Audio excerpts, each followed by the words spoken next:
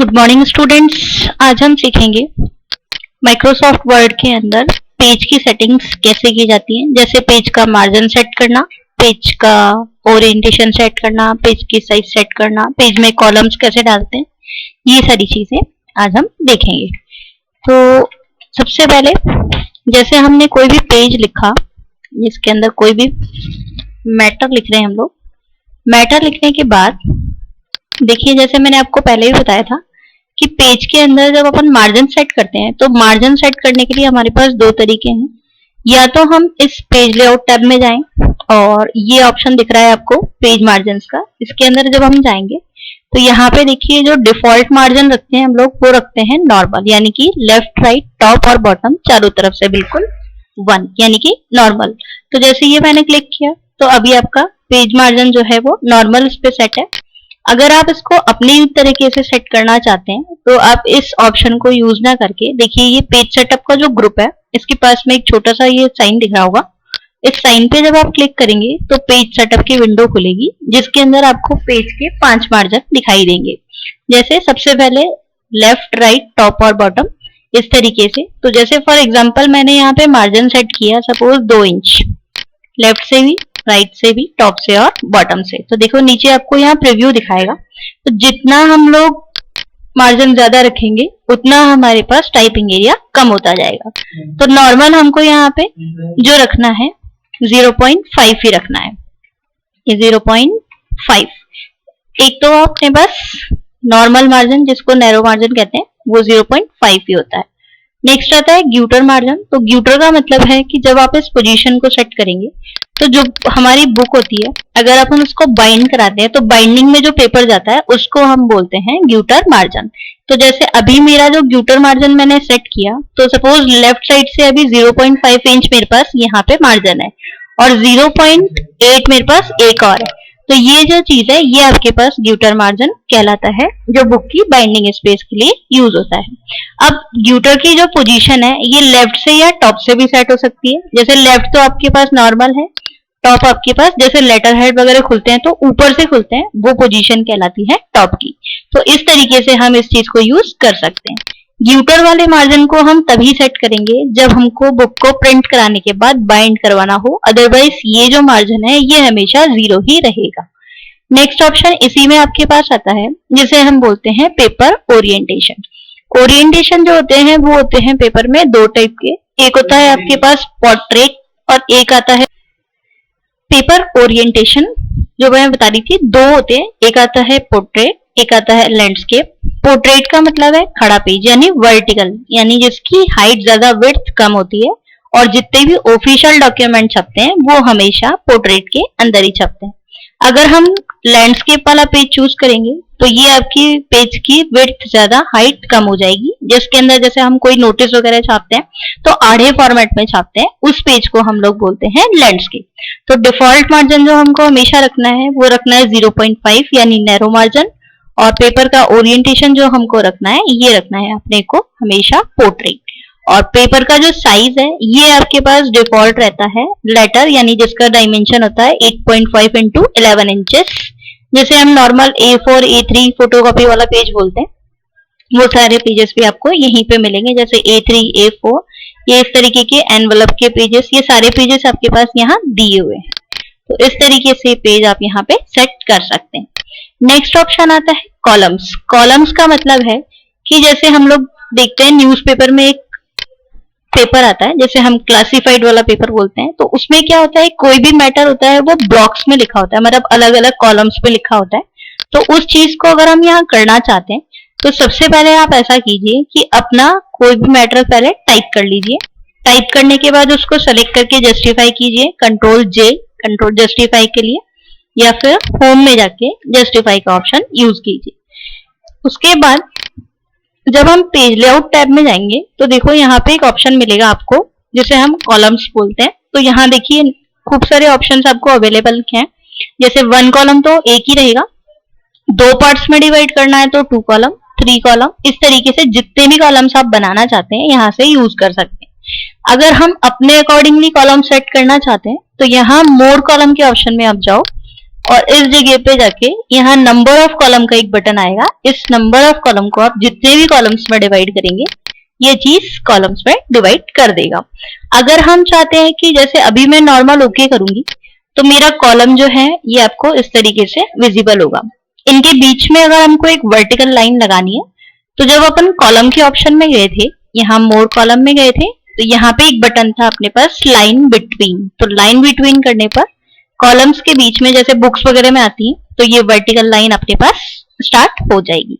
इसको वापस हटाना हो तो आप इसको पूरे को चूज करके कॉलम में जाके वापस से 1 कॉलम कर दीजिए, ये आपके कॉलम्स रिमूव कर देगा। एक चीज हमेशा याद रखिएगा, कॉलम जब भी आप डिवाइड करेंगे तो आपको जब भी आपका पेज है ना, अगर वो बिल्कुल फ्रेश पेज है तो आप पहले कॉलम कभी भी डिवाइड नहीं कीजिए। क्यों? क्योंकि क्या होता है, जैसे मैं पेज लेआउट में जा रही हूँ, मैं कॉलम्स को डिवाइड करती हूँ 2 या 3 पार्ट्स में। तो अब जब तक हम इस ब्लॉक को नहीं भरेंगे, मतलब अगर मैं कोई चीज टाइप कर रही हूँ तो जब तक ये ब्लॉक फर्स्ट नहीं भरेगा तब तक सेकंड में किसी भी चीज में कर्सर आ नहीं सकता। इसलिए इसको कॉलम्स को जब भी डिवाइड करें मैटर पहले लिख लें, ब्लॉक्स को बाद में डिवाइड करें, ये आपके लिए ठीक रहेगा। नेक्स्ट आता है जिसे अपन बोलते हैं ब्रेक करना। तो जैसे मैंने आपको पहले भी बताया था कि मैटर जब भी अपन लिखते हैं तो मैंने आपको बताया था पेज को ब्रेक करने के लिए एक शॉर्टकट कंट्रोल के साथ एंटर प्रेस कीजिए, पेज चेंज हो जाएगा। यही जो चीज है ये आप इस ब्रेक से भी कर सकते हैं। देखिए ब्रेक में हम गए, हमने पेज ब्रेक किया, ये पेज ब्रेक हो गया। और दूसरी चीज ये हमने यहाँ से भी सीखा था, इंसर्ट के अंदर हमारे पास एक बटन था पेज ब्रेक।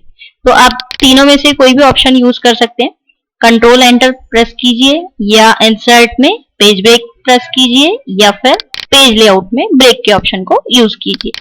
नेक्स्ट आता है लाइन नंबर। लाइन नंबर का मतलब है कि जैसे हमने कोई मैटर लिखा है अपने डॉक्यूमेंट के अंदर और सारी की सारी डॉक्यूमेंट में आप काउंट करना चाहते हैं कि आपने कितनी लाइंस लिखी हैं, तो आप लाइन नंबर में देखिए कंटिन्यूअस पे क्लिक कीजिए तो आपको ये हर लाइन, मतलब जिस जगह पे भी एंटर होगा वहां पे उसको ये लाइन काउंट करता है, तो उसका ये नंबरिंग आपको दे देगा। अगर हम इसको ऐसे नहीं चाहते तो देखिए जैसे ये लिखा है रीस्टार्ट ईच पेज, तो रीस्टार्ट ईच पेज का मतलब है कि हर पेज पे जो नंबरिंग है ये 1 से ही शुरू होगी। देखिए जैसे ये इस वाले पेज पे फर्स्ट से शुरू हो रही है, ऊपर वाले पेज पे वापस से फर्स्ट से शुरू हो जाएगी।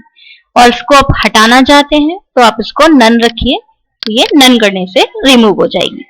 नेक्स्ट आता है हाइफनेशन। हाइफनेशन का मतलब है कि जब भी अपन कोई कंटिन्यूएशन पैराग्राफ लिखते हैं या नॉर्मल पैराग्राफ्स लिखते हैं तो कई बार ऐसा होता है कि हमारा जो वर्ड है वो आधे लाइन में खत्म होता है, तो उसको नीचे जैसे हम डैश करके नेक्स्ट लाइन में लिखते हैं ना, वो चीज हमारे पास हाइफनेशन कहलाती है।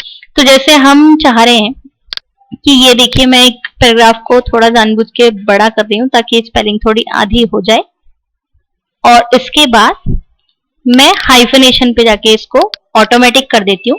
तो देखिए जैसे ये प्रोफेशनली एक वर्ड था तो प्रोफेशन यहाँ पे आ गया, हाइफनेशन बीच में लगा और ALLY नीचे आ गया, तो ये आपके हाइफनेशन का ऑप्शन है। देखिए एग्जाम्पल के अंदर, ये एग्जाम के अंदर मैंने हाइफनेशन, देखिए एग्जाम हाइफनेशन नीचे आ गया PL। तो इस तरीके से ये कंप्लीट स्पेलिंग को बताएगा। इसको हटाना है अगर हमको तो सेलेक्ट कीजिए, आप इसको नन कर दीजिए, तो ये आपको बीच में डैश का साइन यानी हाइफन का साइन नहीं बताएगा। ये चीज कहलाती है हाइफनेशन। करना ये है, पहले मैटर टाइप होगा, मैटर टाइप करने के बाद सेलेक्ट करना है और फिर पेज लेआउट में हाइफनेशन को ऑटोमेटिक ऑप्शन पे चूज करते ही ये अपने आप अप्लाई हो जाएगा। अब नेक्स्ट आता है जिसे हम कहते हैं इंडेंटेशन, जो मैंने आपको पहले भी बताया था। इंडेंट के लिए जैसे हमने इमेज के साथ पैराग्राफ सेट किए थे तो वो ऑप्शन हमने पहले पढ़े थे, मैंने आपको रूलर से भी बताया था, पैराग्राफ के ऑप्शन से भी बताया था। तो जैसे अगर मैं इसको इस पेज लेआउट टैब से करना चाहूँ तो जैसे देखिए ये सेलेक्ट किया, मैं इंसर्ट में इसको लेफ्ट इंडेंट दे रही हूँ, ये लेफ्ट में मेरा पैराग्राफ शिफ्ट हो जाएगा रूलर के ऊपर। इंसर्ट में मैं गई, आप शेप में जाएंगे या फिर आप ड्रॉ टेक्स्ट बॉक्स में जाएंगे, जिसमें भी आप चूज करना चाहें। बेस्ट वैसे ड्रॉ टेक्स्ट बॉक्स रहता है क्योंकि ये कहीं आराम से शिफ्ट भी हो जाता है। ये आप पिक्चर पे गए, ये दोबारा गए, ये देखिए पिक्चर मैंने चूज करा और ये मेरे पास इमेज यहाँ पे सेट हो गई।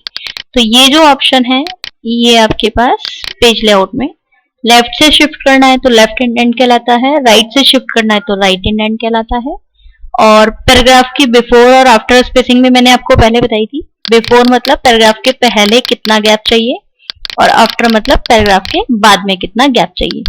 पर मैंने आपको एक चीज और बताई थी कि जब भी आप पैराग्राफ स्पेसिंग या लाइन स्पेसिंग यूज करेंगे तो आपको ये चाहिए कि होम में जाने के बाद लाइन स्पेसिंग हमेशा 1 रहेगी यानी सिंगल, और पैराग्राफ स्पेसिंग को हम हमेशा रिमूव ही रखेंगे, अदरवाइज प्रिंटिंग में हमारा पेज ज्यादा जाएगा। तो आप इस चीज को ध्यान रखेंगे। इस तरीके से हमारी पेज की जो सेटिंग है ये यहाँ पे काम में आती है। अब इसी में नेक्स्ट है, जैसे हमने पेज में अगर पिक्चर डाली थी तो मैंने आपको बताया था पिक्चर टूल्स के अंदर कि जैसे इमेज को अपन सेलेक्ट करते हैं तो ये आपके पास पोजीशन और रैप टेक्स्ट ये सारे ऑप्शंस हमने सीखे थे। यही ऑप्शन दोबारा रिपीट हो रहे हैं इस पेज लेआउट टैब के अंदर। देखिए पोजीशन मैंने आपको बताया था, तो मैंने बोला था कि इमेज को अपने पेज के अंदर लेफ्ट में, सेंटर में या राइट में सेट करना, ये कहलाता है।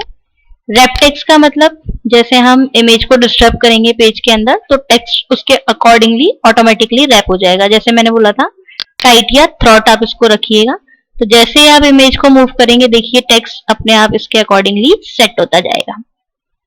ये कहलाता है रैप टेक्स्ट। ब्रिंग फॉरवर्ड और सेंड टू बैक मैंने आपको बताया था।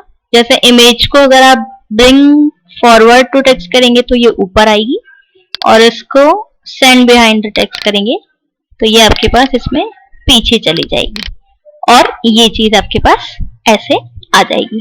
तो पेज लेआउट के अंदर जो हमने आज ऑप्शन पढ़े, पेज का मार्जिन सेट करना, पेज का ओरिएंटेशन सेट करना, पेज की साइज सेट करना, कॉलम्स, पेज ब्रेक करना, लाइन, हाइफनेशन, इंडेंट वगैरह, ये सारी चीजें हमारे पास आ जाएंगी। Thank you.